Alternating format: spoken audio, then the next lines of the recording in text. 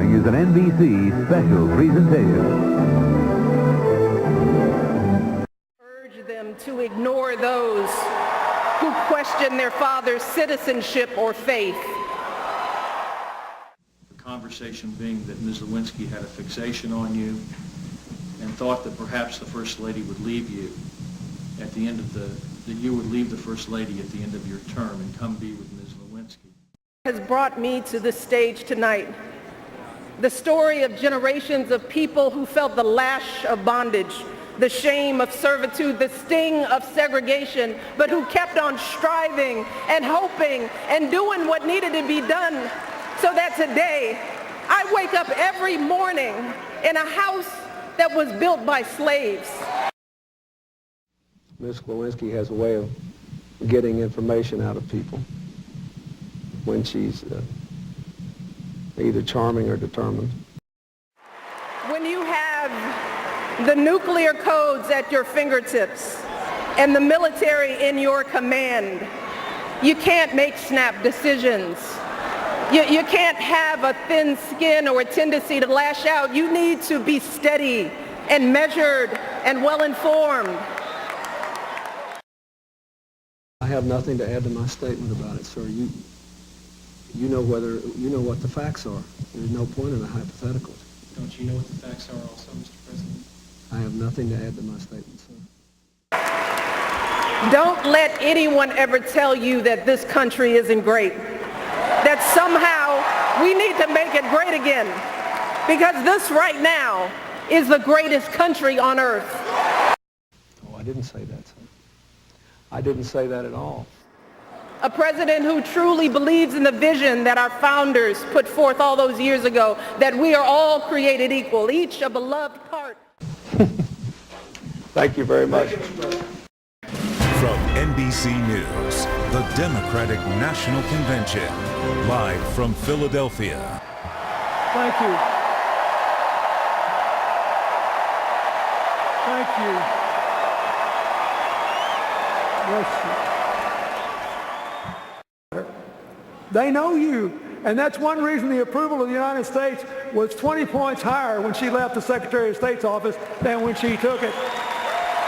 Now, how does this square? How does this square with the things that you heard at the Republican convention? What's the difference in what I told you and what they said? How do you square it? You can't. You just have to decide which is which, my fellow Americans. Oh, I didn't say that, sir. I didn't say that at all. That is not covered by the definition, and I did not address it in my statement. I have lived a long, full, blessed life. It really took off when I met and fell in love with that girl. When I was president, I worked hard to give you more peace and shared prosperity, to give you an America where nobody is invisible or counted out. An unparalleled history, an unprecedented nominee, unsurpassed coverage. Turn to NBC News for in-depth analysis and insight. The Democratic National Convention. I have no more campaigns to run.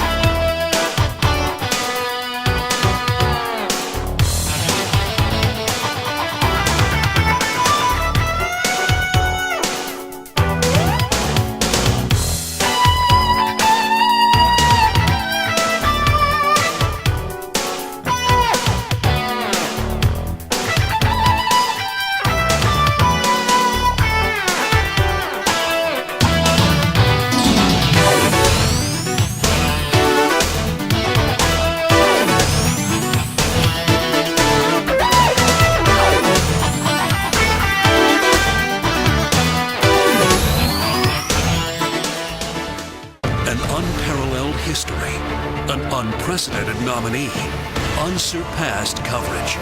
Turn to NBC News for in-depth analysis and insight. The Democratic National Convention.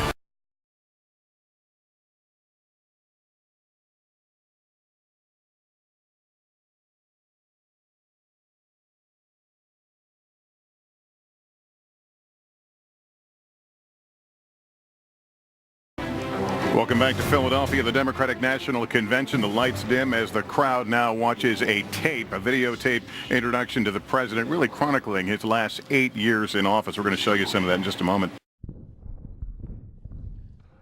Well, hello there, my fellow comrades. What a chance this is tonight to speak to you all here at the Democratic National Convention.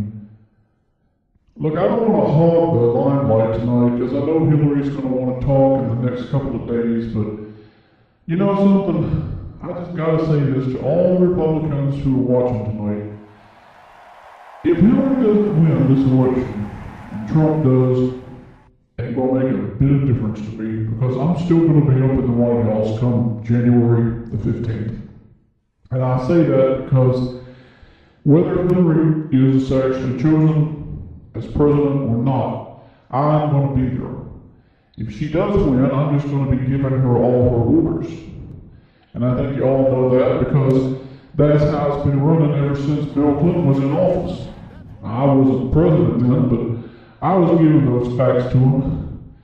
But maybe it wasn't actually me. You probably can figure this out for yourself. It could have been some of my minions up there giving Clinton and Hillary some of my personal factual preferences as far as who they were going to put in office and really just everything that's been going on for the past 26 years has been my doing, and it's gotten to this progressive point because in the early 90s most people were starting to realize the kinds of things that were going on in the United States. The black ops helicopters that were flying over certain specific towns, the fact that they were beginning to militarize our police departments across the United States, and most people kind of laughed it off, but you had some people who were doing like seminars and doing videos showing people exactly what's been going on in this country.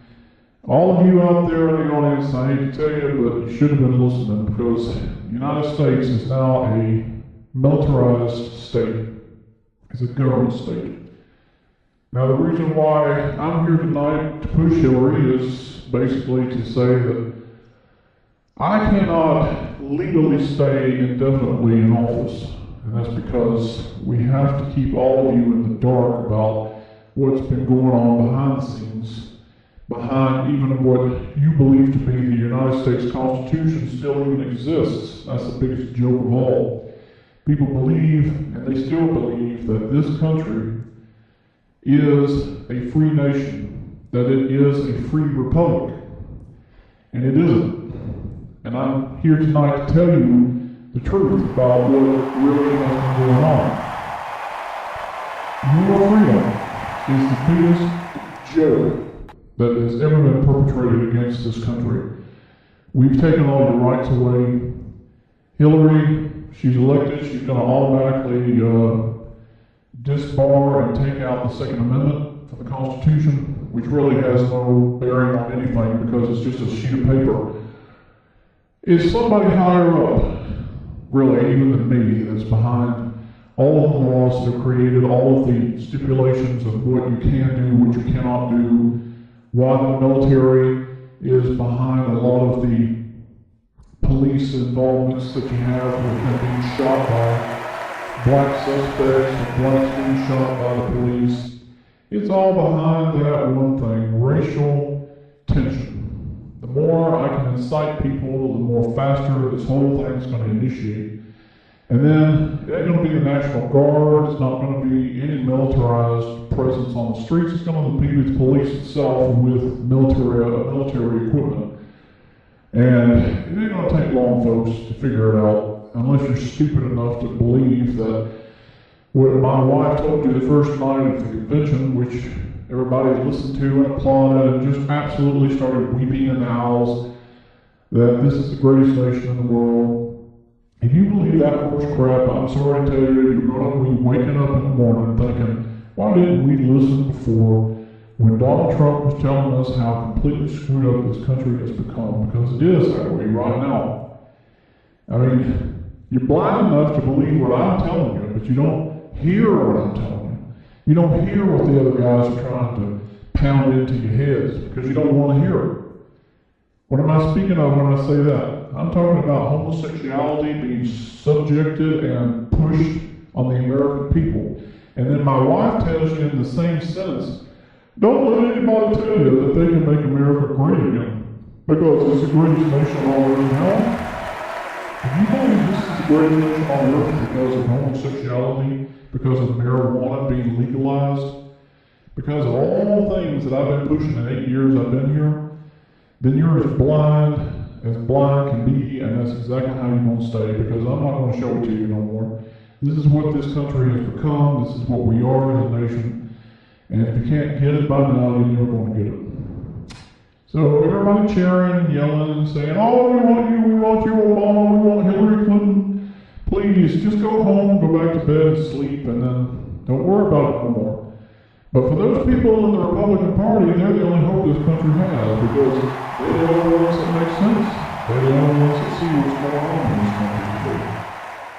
So on behalf of my wife, Michelle, and myself, in completing this, I'm just going to say one time, if you're fool enough not to see it happening before, it's no chance of you figuring it out in the future. So thank you all for being here tonight. Thank you. It's been great being here at the Democratic National Convention. Please just keep playing what you've always been playing. The stupid pothead who figures I'm going to smoke my marijuana and who cares what happens tomorrow morning. Just like Hillary said during Benghazi. At this point, what does it matter anyway? Thank you all. Hey, come on out here, Hillary. I want to hug you and kiss you, but y'all gonna have to turn the simulators back on again. I don't want people seeing me as I really am. I don't even want her to see me the way I am. Thank you all. Thank you.